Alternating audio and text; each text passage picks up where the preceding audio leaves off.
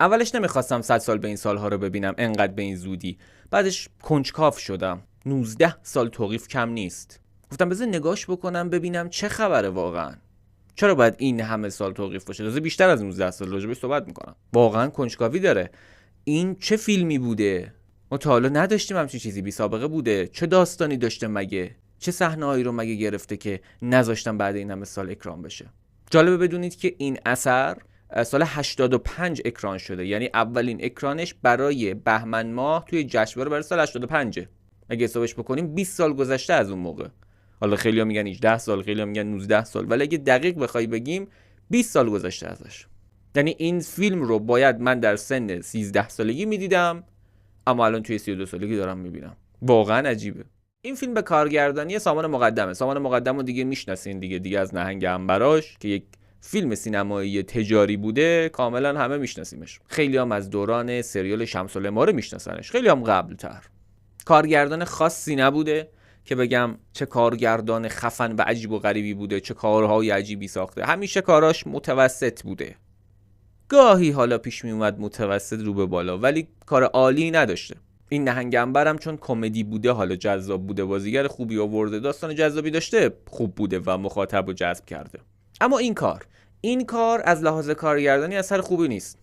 اول بریم سراغ توقیفش که گفتم چرا واقعا توقیف شده. ببین تو ایران متاسفانه هیچ وقت به کارگردان نمیگن چرا فیلم توقیف شده. سریال باشه، سینمایی باشه، میگن توقیف شده. 2 تا به حرف بهت میزنن، میگن توقیف شده آقا. توقیفه. و تو نمیتونی بفهمی چرا. چون اگر میفهمیدی میرفتی اون موارد رو درست میکردی. مثلا دارم میگم آقا فلان بازیگر توی اثر نباشه، این بازیگر هر کاری بازی بکنه ما نمیذاریم پخش بشه، اون کار جلو اکرانشو میگیریم. دیگه طرف میفهم آقا نمیره فلان بازیگر رو بیاره.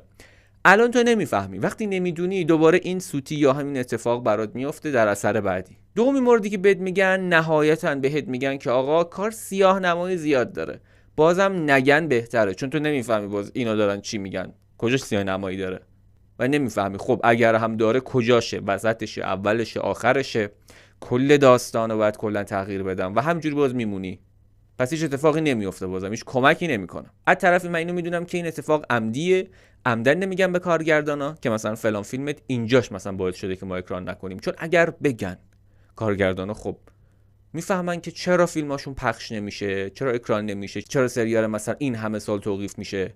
اون موقع چی میشه؟ اون موقع حواسشون جمع میشه و دیگه هیچ بهانه‌ای ندارن، به هیچ کاری دیگه توقیف نمیشه. پس باید اینا چیزی نگن تا این آثار در مواقع ضروری، حالا به هر علتی که ما نمیدونیم ازش بیخبریم، توقیف بشه و اون موقع که اگه نیاز بود رفع توقیف بشه.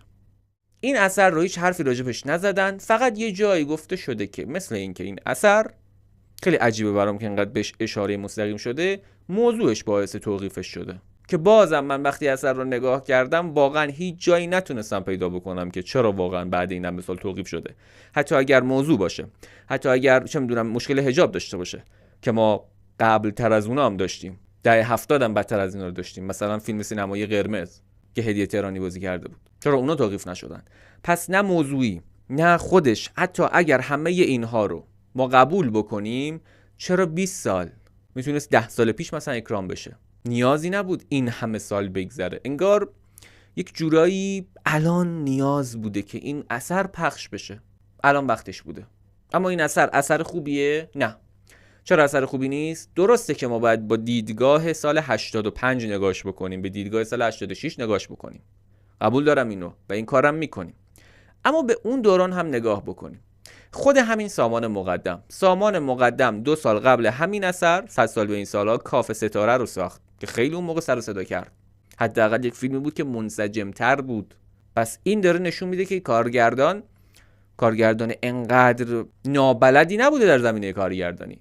قبلتر از اون 3 سال قبلتر از این فیلم سینمایی کمدی موزیکال مکس رو ساخت که خیلیاتون شاید یادتون باشه. می‌بینی؟ پس کارهای مختلف رو ساخته. حالا اینجا کار پراکنده است، کار از هم گسیخته است از لحاظ کارگردانی و افتضاحه.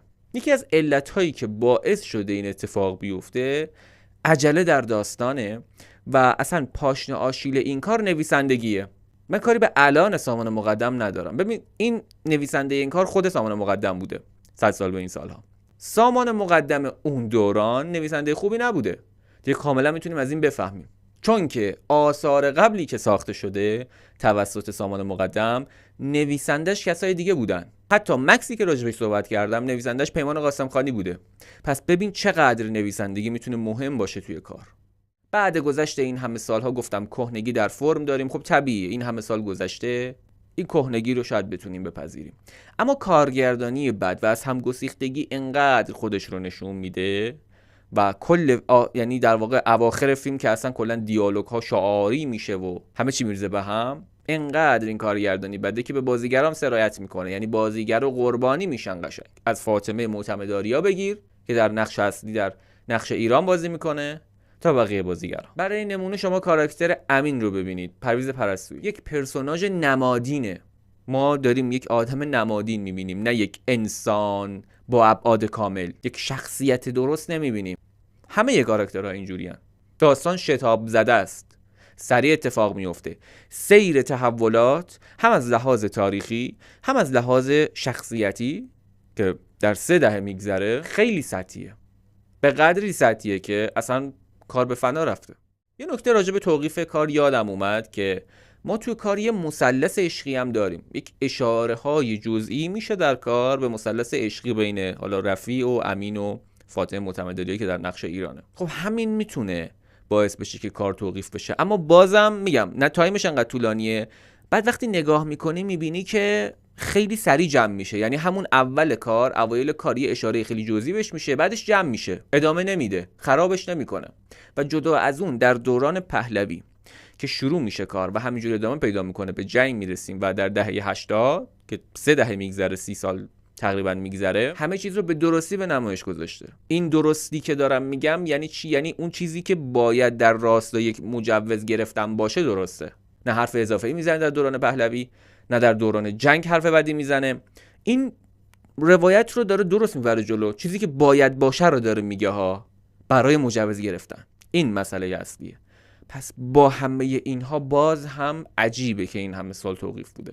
انگار که افتاده گوشه، براش مهم نبوده، کارگردان اصلا فراموشش کردی، ولش کن بابا، کار رفته. برای همین انقدر خاک خورده. یعنی خیلی زودتر از اینا اگه پیگیر میشدن مطمئن باش این اکران میشد، خیلی قبل‌تر از اینا، شاید بگم 10-12 سال قبل. اما چی شده؟ اینا دیگه نخواستنش، اونا هم یهو گفتن الان بذار اینا اکرام بکنیم، حالا به هر دلیلی که میتونه باشه. کار یه سری سوتیایی هم داره که در جزئیات زیاد دقت نکرده. خیلی چیزای دیگه هستا در طراحی صحنه، طراحی دکور اینا هست، اما من زیاد به اونا نمیپردازم. به این میپردازم که یک سری جزئیات هست که خیلی بهش دقت نشده. ما یک دکوپاژ خیلی قشنگی داریم که خیلی باحاله، از لحاظ تصویری چیزی که داره به ما نشون میده جذابه، اما چون جزئیاته، یعنی منطق رو زیر سوال میبره، به جزئیات نپرداخته، این از بین میره. یه سکانسی داریم که ایران ناراحت، پسره که علی شادمانه، پسر جدید که یهو اضافه میشه، که همین علی شادمانم باید راجبش صحبت بکنم. اینجا صدای آژیر خطر میاد، جنگ دیگه. پسره پا میشه، لامپو خاموش میکنه، میگه آقا موشک نزنه دیگه، دهنمون سرویس بشه. اما بعدش چه اتفاقی میفته؟ ایران ناراحت، عصبانی، اصلا براش مهم نیست، میگه خب بمیرم، اصلا برام مهم نیست. پا میشه لج و لجبازی، لامپ رو روشن میکنه. خیلی باحاله ها این اتفاقی داره میفته. اما کجا ایراد داره؟ این ایرادش اینجاست که منطق رو زیر سوال میبره. وقتی آژیر خطر میاد، به خصوص در اون دوران، در دوران جنگ، برق تمام شهر میرفت. آقا برقو خاموش میکردن دیگه. اینجوری نبود که تو بتونی روشن بکنی یا خاموش بکنی که بخوای لج و لج بازی بکنی. این جزئیات رو دقت نکرده. یه جای دیگه مثلا آرش رو داریم با یونیفرم که میخواد بره سربازی، خیلی تمیز، خیلی شیک، خیلی مرتب. آقا یونیفرم تمیزه، مادر شسته، اصلا این جدید گرفته، داره اتو میکنه، من اینو میپذیرم، به اینجا هیچ ایرادی نداره. این میره جنگ، چند ماه میره جنگ، برمیگرده. بعد چند ماه که میره جنگ و برمیگرده، دوباره شق و رق و تمیز، بدون هیچ کثیفی، بدون هیچ کهنگی، ما دوباره آرش رو میبینیم با همون یونیفرم. به این توجه بکنید که یک سرباز عادی فقط بره خدمت 3 ماه 4 ماه اصلا، هر شما بگو 2 ماه اصلا، 2 ماه بره خدمت و برگرده، این لباس کهنه میشه، لباس وا میره اصلا. خدمت ساده دارم میگم. حالا فرض کن شما بری خدمت جنگه، بری منطقه، بری جنگ. تو جنگ دیگه شما اون لباس پاروپوره باید برگردی، اون لباس کثیف و خاکی باید برگردی. تو جنگی دیگه، خونه خاله که نرفتی، ولی برمیگرده شق و رق و تمیز و مرتب مثل همون روز اول. بذار ویدیو طولانی نشه، بدیاش هم گفتم، یه چند تا خوبیاش هم بگم. اصلا نگذریم، کاشت و برداشتای بدی نداشته، خوب بوده، کدای خوبی داده. درست بریده است، اما سعی کرده نشون بده به مخاطب. مثلا یکیش آرشه، بچگی آرش در اوایل فیلم شیطونی میکنه میره توی تابوت، همین جذابه، داره نماد بازی میکنه و به ما نشون میده که آینده آرش چی میشه و به مرگ آرش ختم میشه. ساحلی که ماهیا میمیرن، همین داره اون روایت اون سال رو به ما نشون میده، سال 57 که دقیقاً سال 57 هم هست که نشون میده، وارد سال 57 میشه و مرگ خود رفی که رضا کیانان داره بازی میکنه که اونم در کنار ساحله، در کنار رودخانه است به همون شکل. یه نکته گفتم راجع به بازیگری علی شادمان بگم. ببین خوب بازی میکنه. یک سال در واقع یک سال قبل این در میم مثل مادر بازی کرد. بعد یه کار چیه؟ 19 سال میگذره، 20 سال میگذره از میم مثل مادر. فرض کن این فیلم سینمایی 100 سال به این سالها رو همون موقع میدیدی، یک سال بعد پخش میم مثل مادر، کاملا تو ذوقت میزد. همین الانم من که دیدم تو ذوقم زده، یعنی من از اون موقع میم مثل مادر رو دیگه ندیدم، اما به محض اینکه این اثر رو دیدم، ای بابا، اومده اونو دیده علی شادمان رو دوباره همونجا همون شکلی برداشته، گفته بیا اینجا اصلا نقش مریض بازی کن. چرا این بچه اینجوریه؟ ما اینجا انگار داریم بچه رو مریض میبینیم، با گریم، با اون حالتی که توی میم مثل مادر بود، صورت گچ، رنگ و روی عجیب و غریب، همونو داریم میبینیم. اونجا دیده خوشش اومده دوباره آورده اینجا. ببین هیچ تلاشی نکرده. وقتی تلاش نکردی برای بازیگرای دیگه هم همین اتفاق میفته و صرفا برای همین کار اینجوری شده. یک سری تیکه های بریده سعی کرده فیلم خوب باشه و پتانسیلش هم داشته ها، علل خصوص در دوران خودش، چون لحاظ سیاسی و اتفاقات اجتماعی به الان نمیخوره. الان داریم نگاه میکنیم، گفتم به دیدگاه اون موقع نگاش بکنیم، اما بازم اگر اینا رو رعایت میکرد، این شتاب زدگی و این فیلمنامه رو یه خورده چفت و بستش رو درست میکرد، قطعا فیلم خوبی میشد، اما نشده دیگه. نمیخواستم بیشتر از این ویدیو طولانی بشه، در همین اندازه ویدیو رو جمع میکنم، بیشتر از این راجع به این اثر صحبت نمیکنم. دوست دارم نظرتون رو راجع به 100 سال به این سالها بنویسید که نظرتون چیه، کلا چه ارتباطی تونستید با کار بگیرید و اگه شما باشین چه نمره‌ای به این اثر میدی، چون کار قدیمی من بهش نمره‌ای نمیدم حقیقتا. خیلی دوستتون دارم، تا ویدیو دیگه، خدافظ. ویدیو بعدی رو نگاه کن همین الان، چله آرش امین حساب کن سری الان.